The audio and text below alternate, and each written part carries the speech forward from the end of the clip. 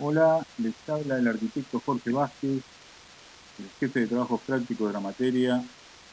Quería transmitirles que nos da mucho gusto poder compartir con ustedes esta presentación en nombre del titular, el arquitecto Walter Gómez Diz, del profesor adjunto, el arquitecto Ulises Paniza, del equipo docente, los arquitectos Lucía Basterrechea, Claudio Malamud, Mabel Bonano, Miriam Corac, Mariano Caprarelli, Sebastián Sandiano y Agustina Catani. Vamos a recorrer en esta presentación el plano de replanteo de arquitectura como instrumento gráfico donde nosotros mostramos las decisiones de tecnología y de materialidad para poder construir nuestro proyecto. Comenzaremos el recorrido de esta presentación contando el final de la película. Vamos a empezar a ver a dónde vamos a arribar una vez que recorramos esta clase teórica, estas diapositivas con audio. Y una de las cosas que es importante dejar claro es cuál va a ser nuestra labor, qué es lo que opinan ustedes de nuestra labor como proyectista, cómo empieza. Vamos a hacer una pequeña introducción. En los próximos niveles ya ustedes van a tener alguna aproximación más a la cuestión de los roles, los actores y las responsabilidades que tenemos nosotros como profesionales arquitectos. Dentro de esas labores nos pueden encomendar la tarea del proyecto. Y el proyecto a su vez está dividida en varias etapas de presentación. La primera tarea, la primera etapa termina con lo que se llama el anteproyecto. El anteproyecto es esta planta que nosotros les estamos presentando acá en esta diapositiva, donde el comitente, el que nos encarga el trabajo, el dueño de la obra, el propietario, el que nos encomienda la labor profesional, entiende que con esto que nosotros le presentamos están satisfechas sus necesidades. Él interpreta, el comitente va a interpretar, no es un idóneo en leer planos y documentación y elementos gráficos, que es nuestro lenguaje como profesional de arquitectura es eminentemente gráfico. Con esto el comitente, con esta planta, como está presentada acá en esta diapositiva, el comitente entonces nos da el ok, está bien, vamos a hacer la obra. Ahora, con esta información que está en esta planta y toda la documentación que va a acompañar a este nivel, en este nivel de definición, no podemos construir. Fíjate cómo termina ahí la diapositiva. Con estos documentos no podemos construir. Para poder construir debemos hacer la otra etapa, la que sigue, el proyecto. Y ahora vamos a recorrer las próximas diapositivas. Y te invito a que mires este plano que te estoy presentando en esta segunda diapositiva que te estamos mostrando y pares el video y le des otra vez para atrás y vayas y vengas a una y a otra y vos mismo veas cuál es la diferencia, qué diferencia encontrás entre uno y otro documento. Los dos lo ejecutamos nosotros como profesionales proyectistas. Este documento, de nuevo, que es el final de la película, vamos a recorrer toda esta presentación, toda esta teórica, para ver qué es todo ese condimento que tiene este plano. Vamos a ver qué significan todos estos signos, todos esos símbolos, todos estos gráficos y grafismos que forman parte de este plano que acá está terminado. Pero nuevamente, quiero que vayas para atrás y vuelvas y veas cuál es la diferencia, qué cosas hay que en este plano que no están en el otro, ¿qué decís vos? Que el comitente, que el propietario, que no es idóneo en leer información técnica, documentación de obra, entiende perfectamente todos los gráficos y los símbolos y los elementos que están en este plano? Y no, no. Y este documento que está acá, ya no se interpreta. No puede tener dos interpretaciones de cada uno de los elementos que vamos a colocar en este documento. Todo el mundo, todos los actores que van a tomar este documento y cada uno va a efectuar una tarea al respecto. El constructor tendrá que construir, el director de obra tendrá que con este documento verificar que lo que hace el constructor esté de acuerdo a lo que hicimos nosotros como proyectistas. Todo eso, decía, forma parte de este documento y todos tienen que entender exactamente lo mismo. Entonces acá ya no se interpreta. Y esta es la etapa del proyecto. El proyectista podría terminar su proyecto y dejar esto terminado y otros profesionales lo pueden tomar y pueden construir, dirigir y entrar ya en la etapa de obra. Acordado entonces que el plano de replanteo de arquitectura forma parte de todos los documentos gráficos y escritos, planillas, planos, especificaciones técnicas. Todo eso forma parte del proyecto, todo eso es la instancia de proyecto. En este plano, que es el plano, decimos, el plano base, el plano madre, lo llamamos plano de replanteo de arquitectura. Suponiendo que haya una estructura independiente, va a haber otro plano que va a ser anterior a este, va a entrar primero la obra, antes que este, que va a ser el plano de las estructuras, donde ponemos las bases, las columnas, las losas, suponiendo de que esto sea una estructura de hormigón armado. En este caso, tomamos esto como ejemplo didáctico, este es el plano más completo. El plano de replanteo de arquitectura forma parte de una serie de documentos que se hacen en escala 1:50. En escala 1:50. Plantas, cortes, vistas.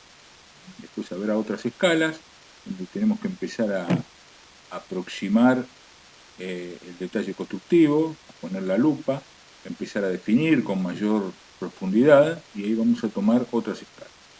Esto es una serie de documentos en escala 1:50.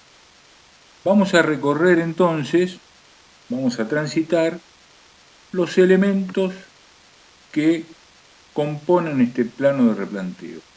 ¿Con qué elementos gráficos nosotros damos cuenta de esto que decíamos, de las decisiones de tecnología y materialidad? Partimos entonces por una planta. Acordemos todos que una planta es un corte horizontal a 1 metro. Una planta en arquitectura es un corte horizontal a 1 metro. Todo lo que aparece cortado se va a ver con mayor intensidad gráfica. Todo lo que esté más abajo se va a ver en vista, con menor intensidad de línea. Y todo lo que esté por arriba de ese metro y lo que queramos simbolizar, va a aparecer como una línea punteada, como una proyección. Fíjate ahí que hay dos aleros en este ejemplito didáctico que traemos, que es una vivienda con un dormitorio, un estar comedor, una cocina, un baño. Tiene dos aleros, uno al frente y otro al contrafrente. Esos dos aleros, como están por arriba del metro, aparecen como una línea punteada con la leyenda que es proyección del alero. Algo que también debemos acordar, y que ya anticipamos hace un rato, es que en este plano todo lo que ponemos es para construir, para que se construya, para dar la orden de nuestra decisión de qué es lo que vamos a colocar en ese sector, en ese lugar.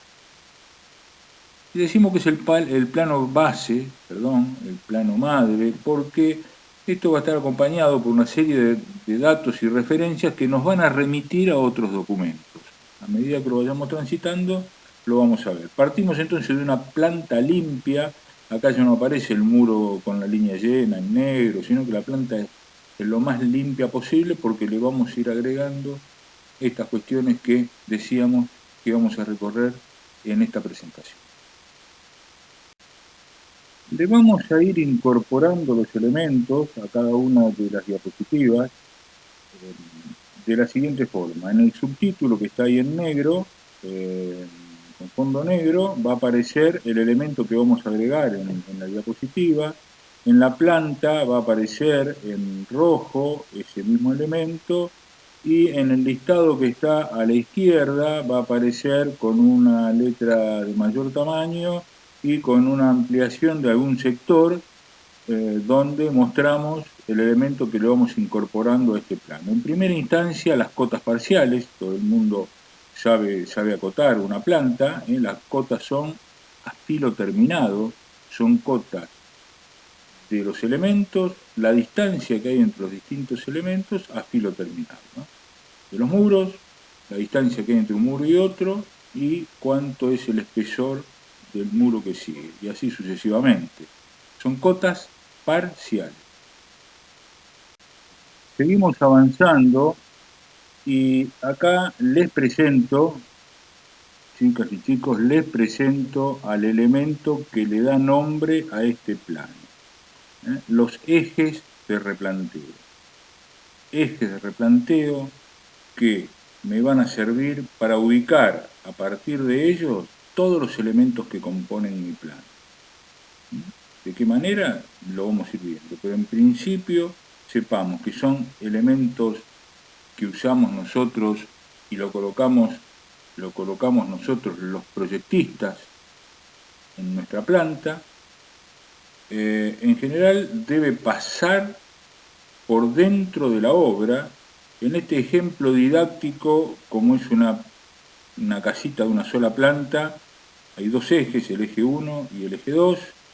El eje 2 pasa por dentro de la obra, el eje 1 pasa por dentro, pero en algún lado se nos va afuera, ahí al alero y demás. Como hay una sola planta, no hay problema. Si hubiese dos plantas, lo tendría que pasar por el sector donde están los dormitorios, donde está la cocina, porque siempre lo tengo que tener dentro de la obra por motivos que vamos a ir recorriendo y explicando. Porque el asunto es que yo como proyectista voy determinando todas estas cuestiones, pero después los otros actores van a usar, de cierta forma, este mismo documento. Como decíamos al principio, el constructor va a construir, el director de obra va a dirigir las tareas y a controlar que las tareas se hagan de acuerdo a lo que dice el proyecto, que es esto, que es parte de ese proyecto. Los ejes de replanteo son elementos auxiliares, elementos auxiliares que nosotros, como proyectistas, nos vamos a valer para indicar la ubicación de todo lo que compone el plano. Muros, tabiques, artefactos, carpinterías, columnas, todo lo que compone mi planta va a tener una ubicación en el plano. Bueno, esa ubicación la voy a dar, además de con las cotas parciales, con estos ejes de replanteo. A partir de ellos voy a poner lo que se llaman cotas acumuladas, que la vamos a ver a continuación. Esos ejes son paralelos y perpendiculares a las líneas de composición de mi planta. Yo acá tengo una planta que es perfectamente ortogonal, no tiene elementos girados, no tiene curvas.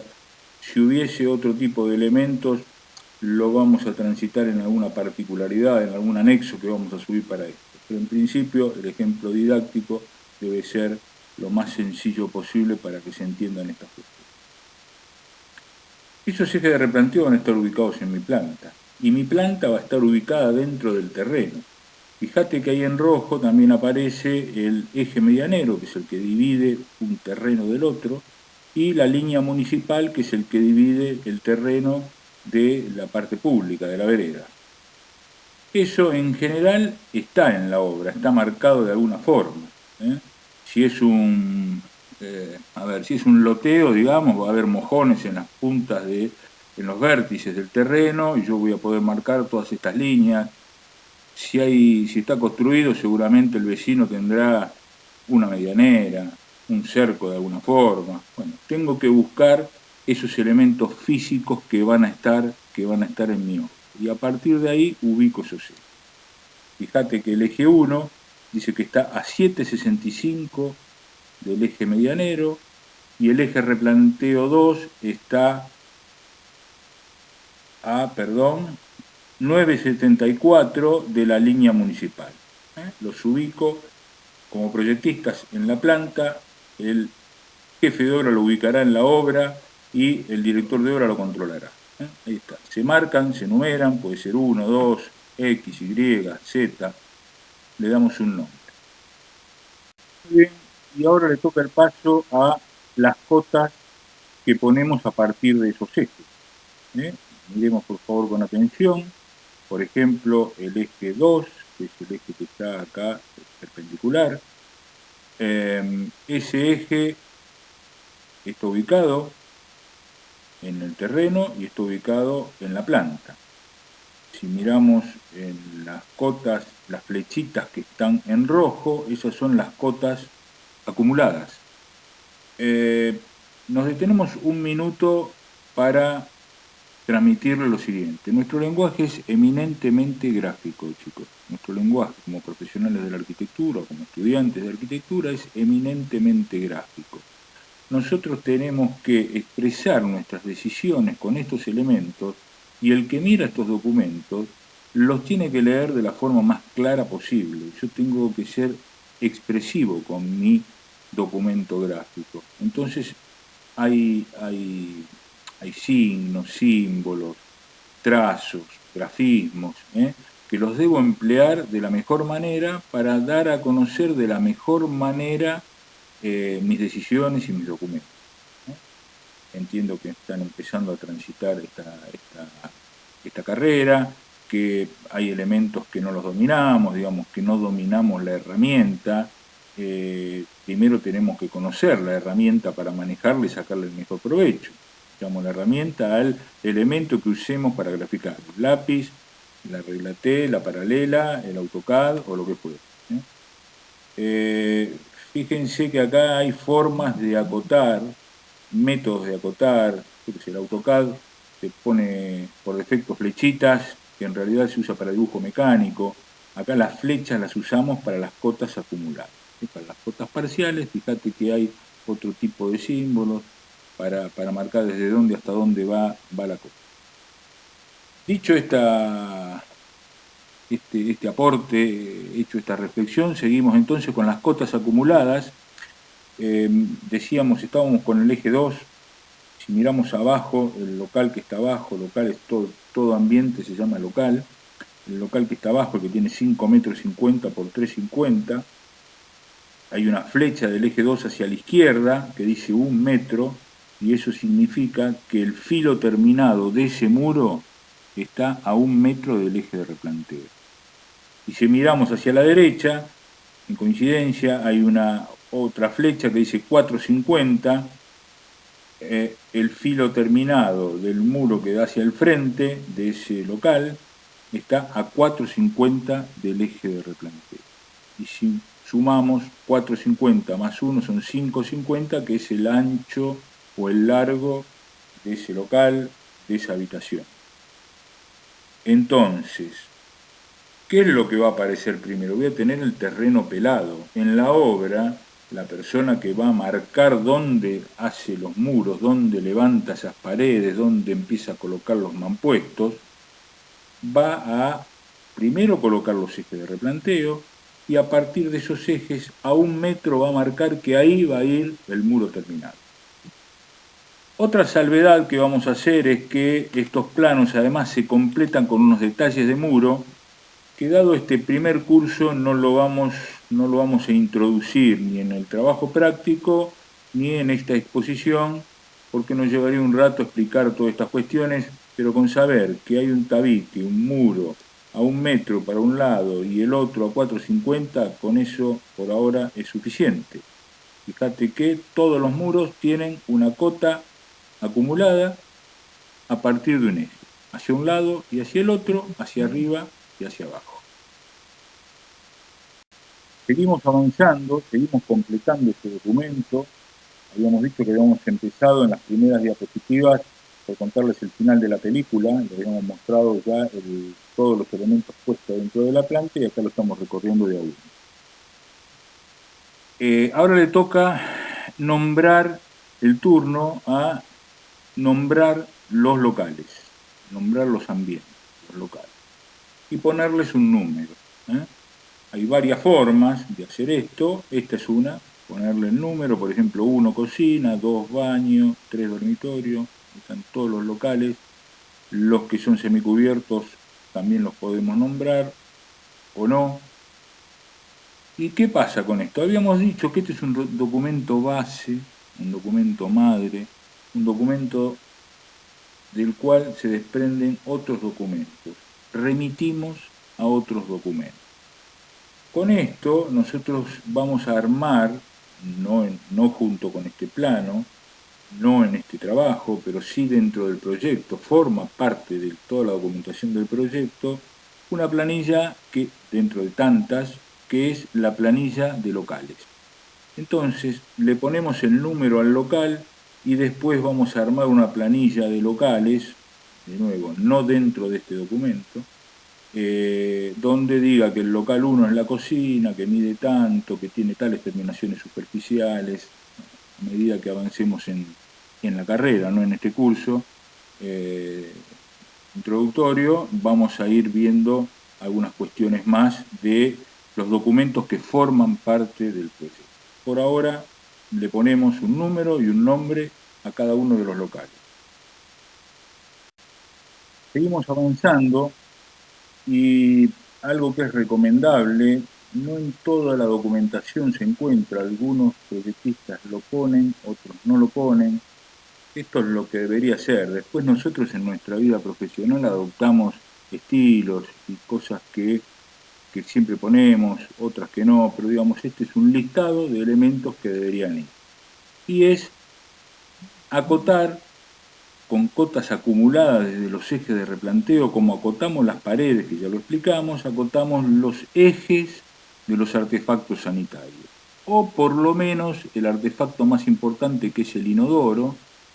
¿Por qué? Y porque yo voy a tener que, en la etapa de contrapiso, antes de los contrapisos, voy a tener que dejar previstas todas las cañerías de desagüe, todo lo que vaya por debajo del contrapiso, y la ubicación de los artefactos me va a dar la ubicación exacta de dónde tengo que dejar las bocas, las piletas de patio, donde los sifones, bueno, todo lo que tenga que ver con la instalación sanitaria que vaya enterrada.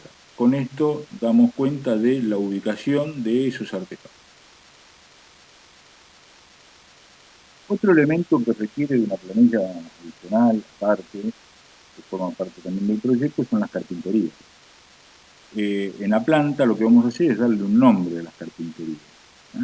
Y en general va a aparecer como un círculo dividido al medio, donde la parte superior va a tener el nombre, por ejemplo, la B1, la ventana 1, la ventana 2, la puerta 1, la puerta 2, la puerta ventana, la puerta balcón, bueno, depende el nombre que le quiera dar a cada una de estas carpinterías y el ancho de esa carpintería.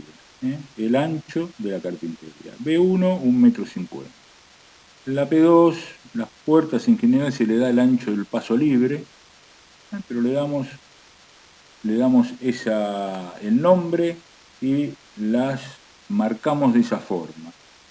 ¿Con esto podemos construir una carpintería? No. Con esto vamos a ir a una planilla de carpinterías que forma parte del proyecto, que no la vamos nuevamente a transitar ahora y acá. Y esa planilla de carpintería me va a definir con mayor precisión esas puertas, esa ventana.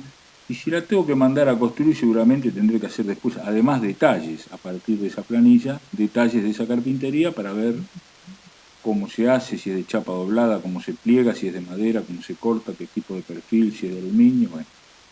En la planta le ponemos el nombre y el ancho a todas las carpinterías. Y claro, las tengo que ubicar, estas carpinterías. Por más que estén ahí dibujadas y parezca que están en el medio del local, en el medio del ambiente, en el medio de la pared, hacia un sector, hacia un lado, hacia el otro, le tengo que dar como proyectista la ubicación exacta. Si yo no le doy la ubicación, el constructor, el albañil, el que la vaya a colocar, la va a poner donde le parece. Y después no podemos ir a echarle la culpa al que hizo la manualidad. No, mirá, no se dio cuenta, mirá el dibujo. No, yo le tengo que dar la orden exacta, con nuestro lenguaje que es gráfico, de dónde quiero que ubique la carpintería. Y chicos, las carpinterías se acotan al eje, al centro de la ventana, al centro de la puerta. Yo le tengo que dar una cota acumulada desde el eje de replanteo. El albañil, antes de levantar la pared, va a medir desde el eje de replanteo, va a ubicar el centro de la carpintería, la va a posicionar si es una puerta y después empieza a levantar la pared. Es así como se ubica una carpintería, con una cota al eje de la carpintería, cota acumulada desde el eje de replanteo.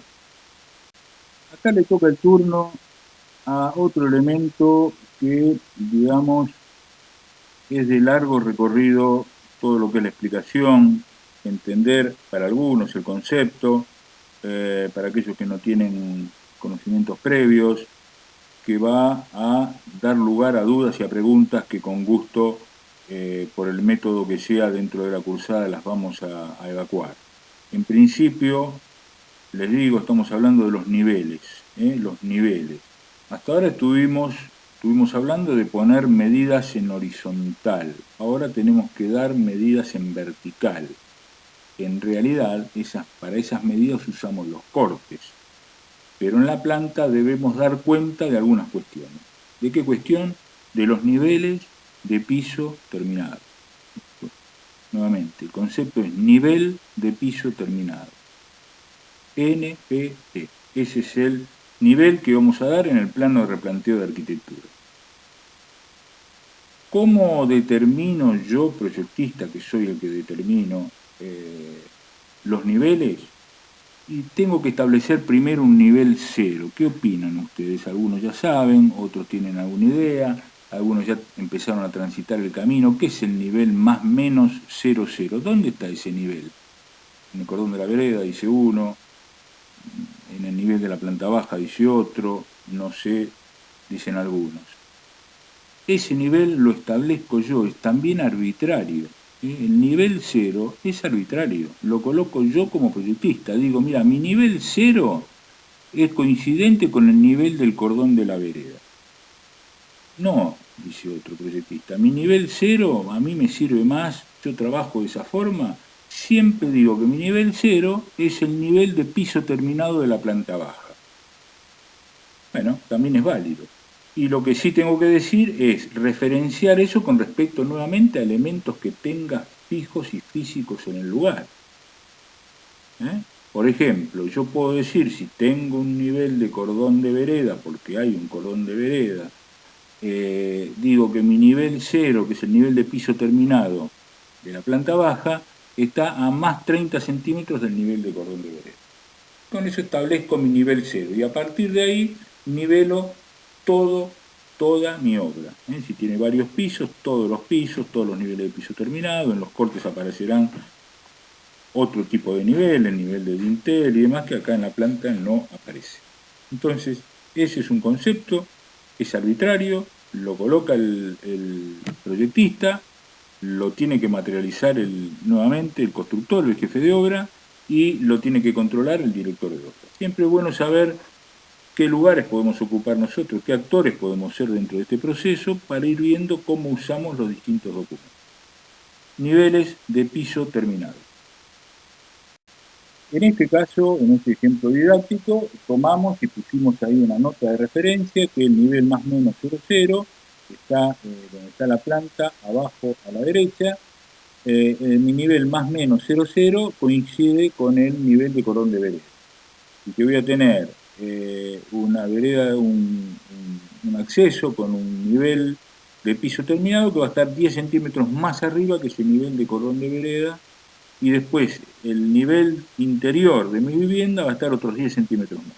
Bueno, me puedo valer, si así lo decido, además de poner el nivel, de marcar dónde se produce ese desnivel, dónde está el escalón, dónde se produce el escalón. Después veo si ese escalón le pongo un zócalo, le pongo otro elemento que forme, que sea una pieza que me haga el escalón. Después veo cómo lo materializo. Pero sí debo marcar, es conveniente marcar dónde se produce ese desnivel, dónde está ese escalón.